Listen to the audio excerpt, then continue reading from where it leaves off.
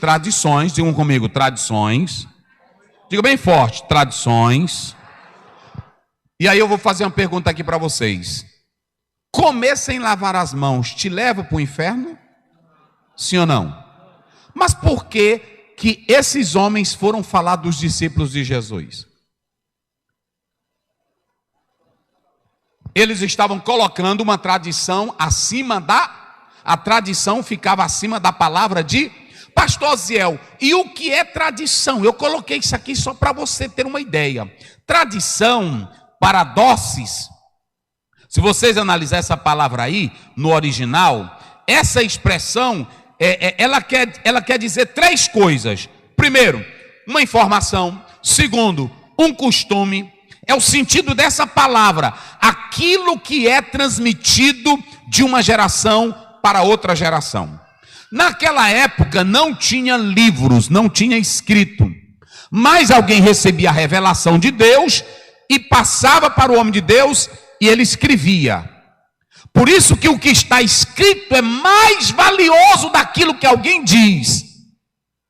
Quando Jesus disse assim, a lei e os profetas testificam de mim, ele diz, dá uma olhadinha lá atrás. Já pensou se não tivesse escrito? Quando Jesus vai vencer Satanás, logo no início do ministério, Mateus 4, ele diz, está escrito. Há um teólogo que diz, eu dou uma vírgula por aquilo que está escrito do que uma tonelada por aquilo que eu disse. O que está escrito é o que vale. Nós louvamos a Deus porque hoje nós temos a Bíblia. Já pensou se nós não tivéssemos essa Bíblia? O tanto de invencionice que ia ter por aí, meus irmãos.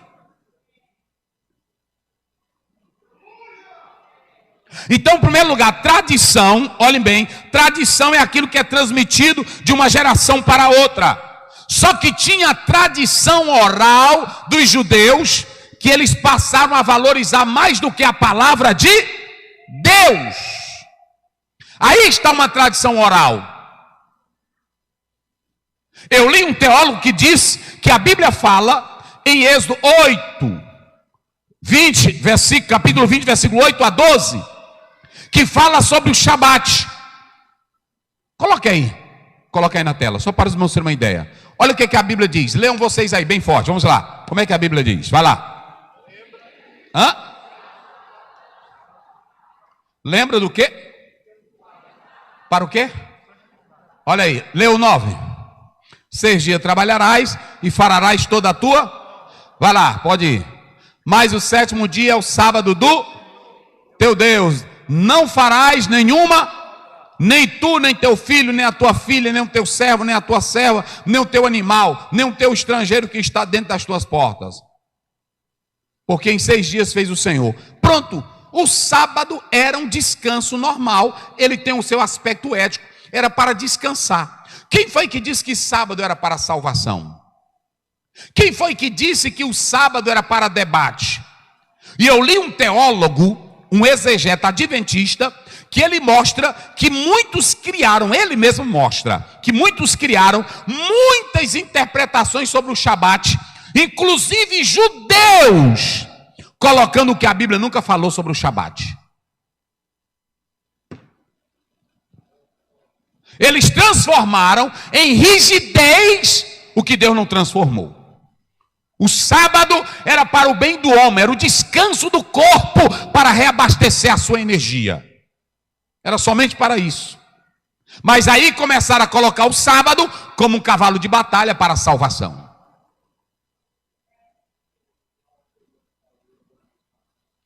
Como se fosse uma ordenança para que nós pudéssemos ser salvos por isso. Então, observem bem que aí você tem tradições. Só que você tem, digam comigo, tradição dos judeus. Diga bem forte, tradição dos judeus. Tradição das pessoas não cristãs.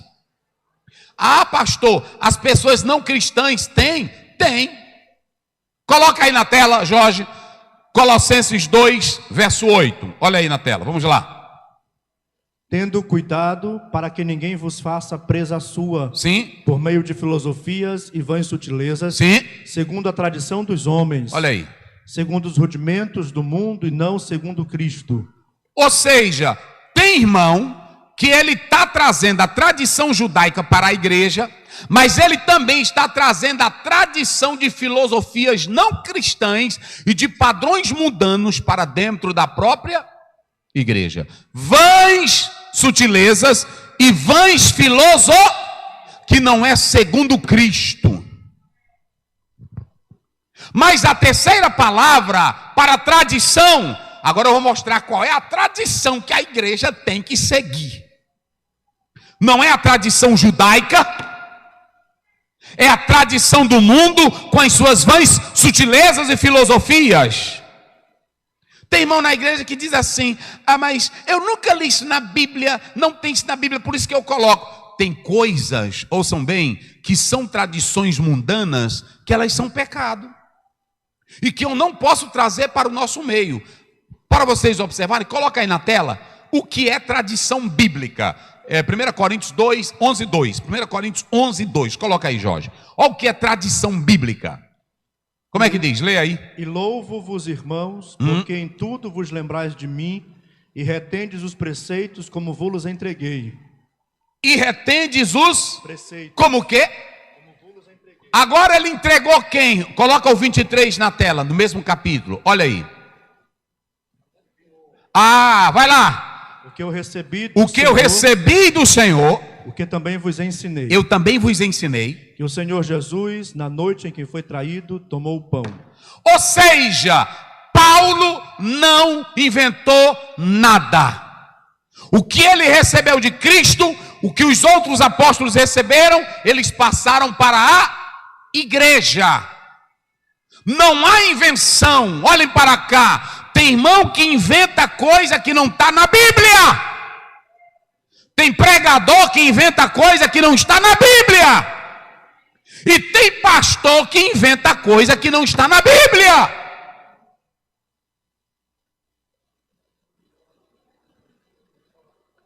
Eu tenho que entender que a tradição da igreja é aquilo que os apóstolos ensinaram. Não vem inventar coisinha aqui não, irmão. Não invente nada. Tem até que irmão que diz, até irmã crente, eu já vi irmão crente, até pastor. Rapaz, eu nunca tinha visto isso. Aí é Deus, tem Deus na causa. Eu pergunto primeiro, tem Bíblia na causa? Porque Deus não vai invalidar a palavra dele para me honrar com movimentos. Em primeiro lugar é a palavra dele. Ele fala de acordo com as suas palavras. E tanto Paulo como Pedro disse: se alguém fala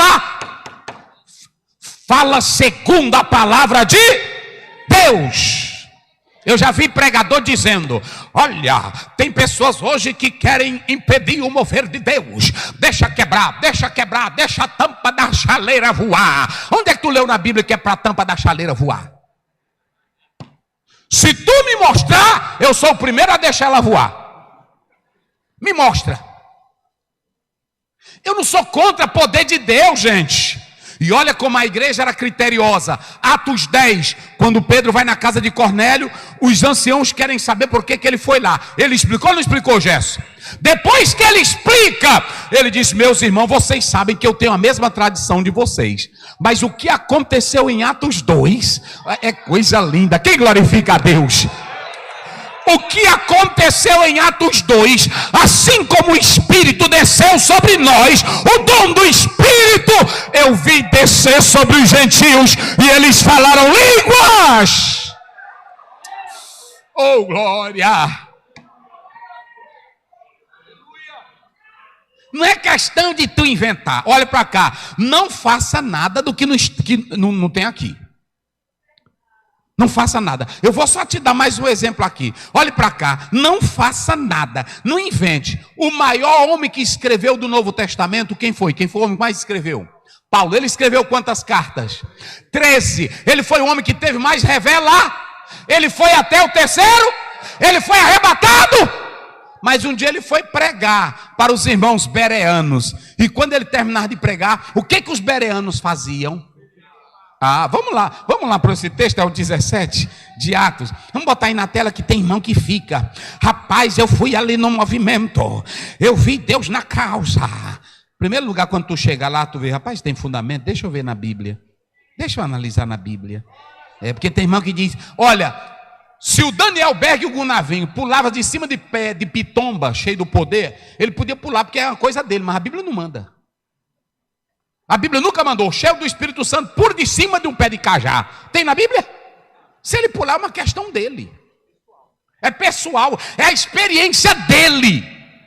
A Bíblia diz em Atos 2, 1 a 4, estavam todos reunidos no mesmo lugar. De repente veio do céu um vento veemente, impetuoso, e encheu toda a casa onde eles estavam assentados.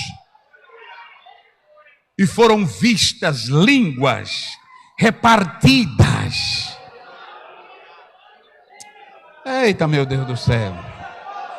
Só quem glorifica. É do jeito que tu tá sentadinho aí. Tu pode sentir poder de Deus. Tu pode falar línguas. Tu pode glorificar o eterno. Mas vocês só querem se eu correr aqui dentro e aí jogar o terno. É assim que eles querem. Se eu pulasse daqui, corresse aí, tirando daqui, aí na mesma hora tinha uns crentes caindo aí, rolando. Aí pronto. É isso que não tem Bíblia. Diz, hoje o céu desceu. O céu desceu coisa nenhuma, só zoada.